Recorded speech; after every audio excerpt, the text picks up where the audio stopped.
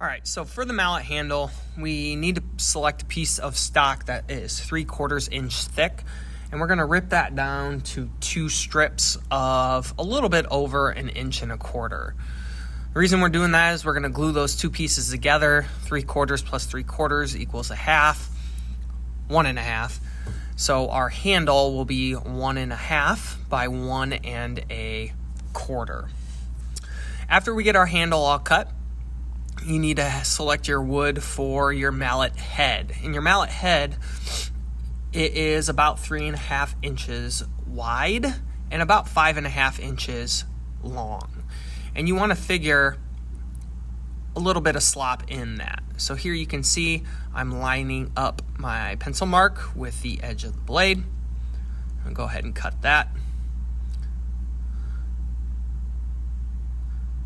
Putting it on top of my other piece, drawing the line, line that up again. This one I'm going to cross cut using the fence because it's a smaller piece of wood. I'm not necessarily worried about that wobbling on the fence.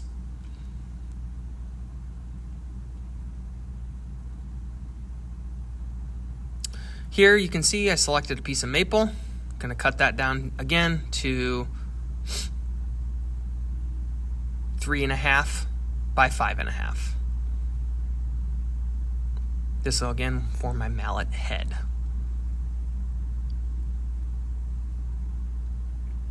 Taking those pieces of walnut, and a nice clean edge on them there.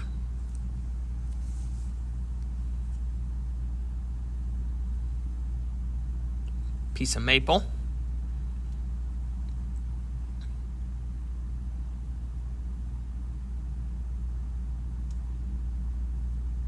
Standing out of the way of the blade, not directly behind it. And my last piece of walnut. So here I have again my 3 pieces for my mallet head at 3.5 and 5.5.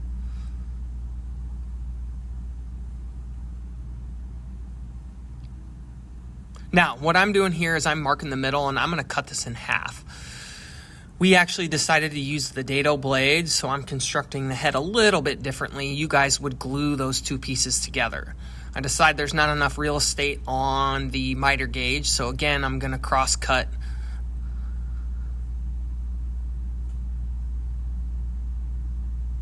I don't know why I brought that in there. We don't need that. So after I get these all cut down to size, I headed over to the drum sander and I'm going to sand just one side on each piece of the mallet head and one side on the mallet handle. Reason I'm doing that is because when these things are milled down, you don't get a nice smooth edge. By running them through the drum sander, we're going to get a nice clean edge and a nice glue joint as a result.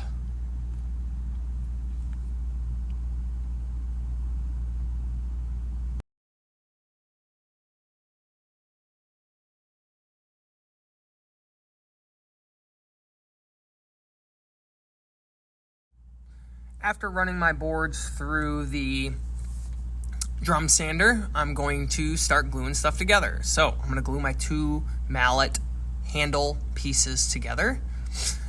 If you've been attentive, I actually switched my wood. Originally I had planned on oak, but decided to switch it up a little bit and go to cherry. But regardless of the fact, get some F-style clamps, clamp these 2 together, again forming my handle. After gluing my handle again, we did your mallet heads a little bit different using the dado blade to cut a hole. Instead, what I'm doing here is I'm going to use a little spacer block and I'm actually going to glue up the middle piece of my mallet head in 2 separate parts. I'm using a combination square to make sure I've got my little spacer block exactly in the middle. Throwing some glue down, glue that puppy together.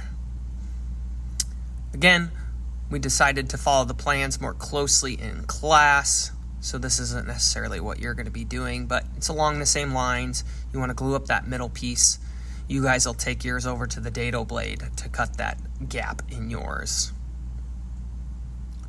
Making sure that I have a nice consistent gap along the way. Getting those clamps nice and tight, making sure I'm at least close to flush. Clean up the glue a little bit, and more importantly, clean up the glue on the inside. Making sure I've got it in the middle. So now what I'm going to do is I'm going to trim up my mallet handle to its proper size. Again, I cut it each piece of stock a little bit big. So I'll move my fence over to 1 1/4 inches,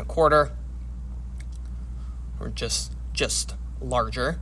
Now, final cut at 1 1/4 inches. Should have a nice straight mallet handle.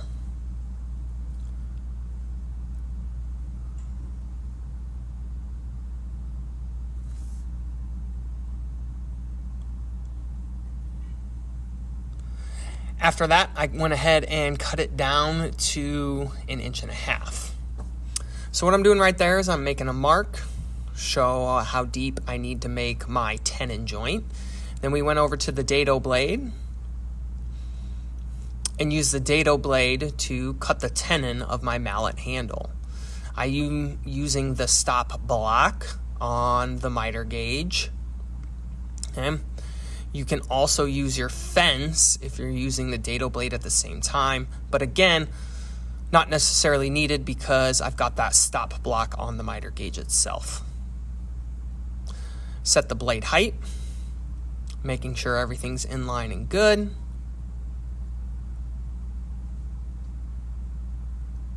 And go ahead and make my cuts.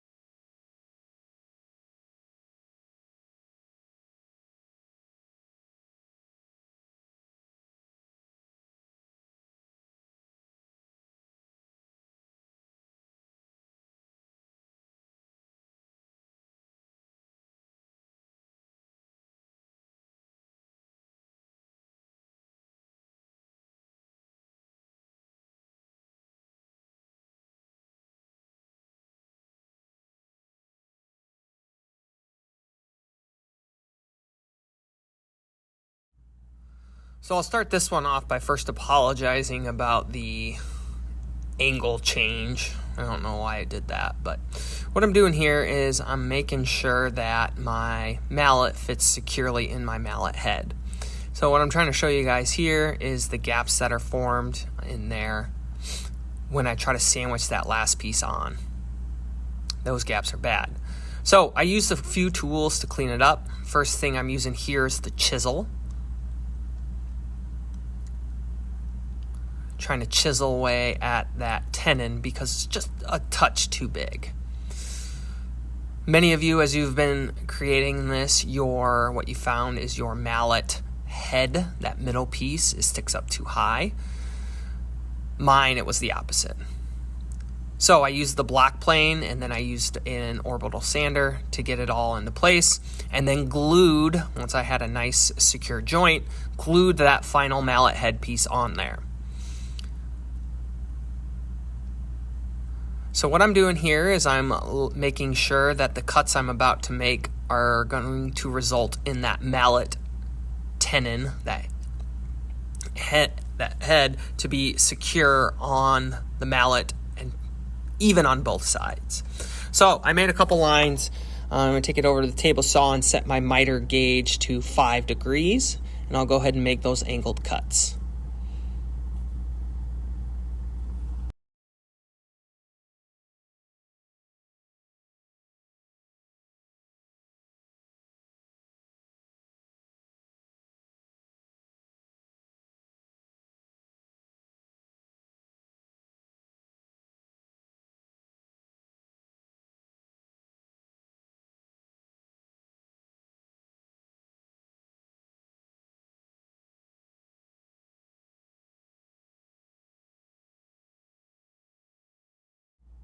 After making the cuts, I'm going to double check to make sure that I have an equal distance to the start of my mortise. Need to shave just a little bit more off of that face.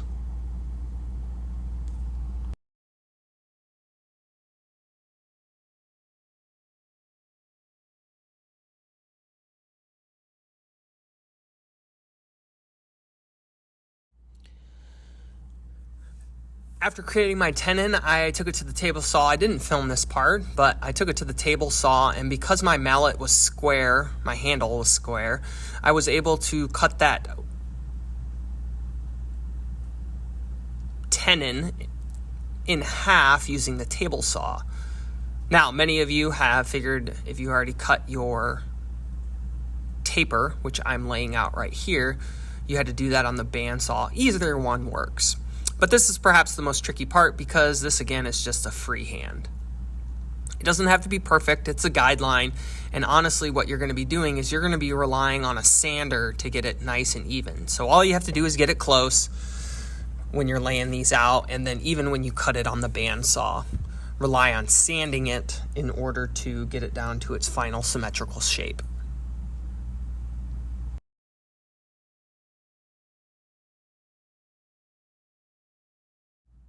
So now I'm over at the bandsaw and I'm going to cut the taper. I'm going to kind of maneuver everything, get everything set.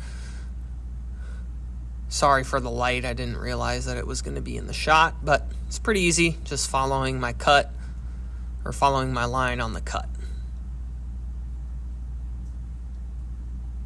Making sure I don't stress the blade too much because I don't want it to pop off with its wheels. That's what I'm doing there. Have a little bit sharper of a cut on that side, so I'm going to fix that at the sander. Go ahead and finish my cut.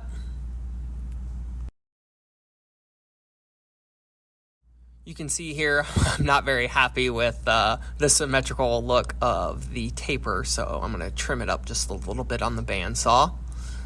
Get a little bit closer, as close as I can get it, before I take it over to the sander.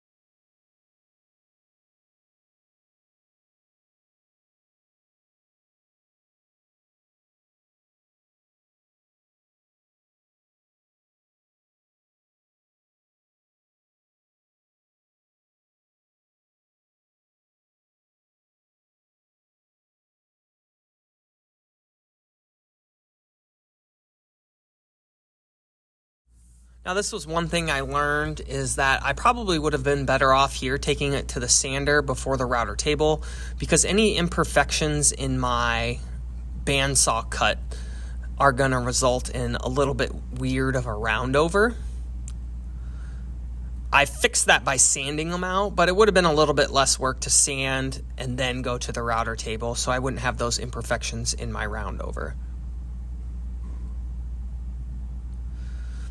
So, did some sanding, got it all symmetrical, and now I'm going to glue the mallet head to the mallet handle, right? I'm going to put glue on all faces of the tenon, and even on the shoulder that I created, making sure I can get everything there.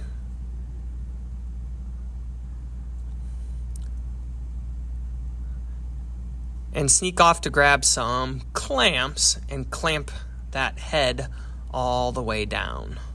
after I grab some paper towels. Clean up that glue on the bottom of the mallet head. Use the rubber mallet to make sure that tenon is all the way into the mortise. You can see a nice glue squeeze out all the way around.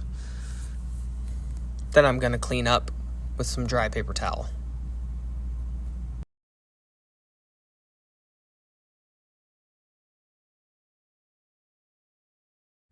Here I'm ensuring that the mallet head is seated all the way on my mallet handle, so I'm going to clamp it down after I wedge the tenon to make sure I have a nice secure fit to the front and the back of the mallet head.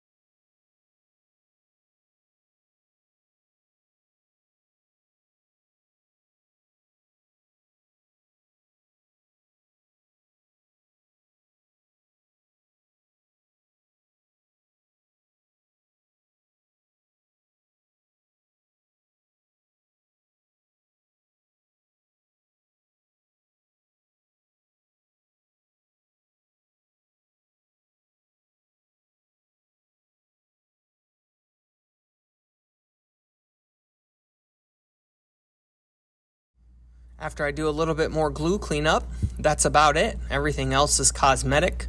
I added a couple of maple dowels through the project.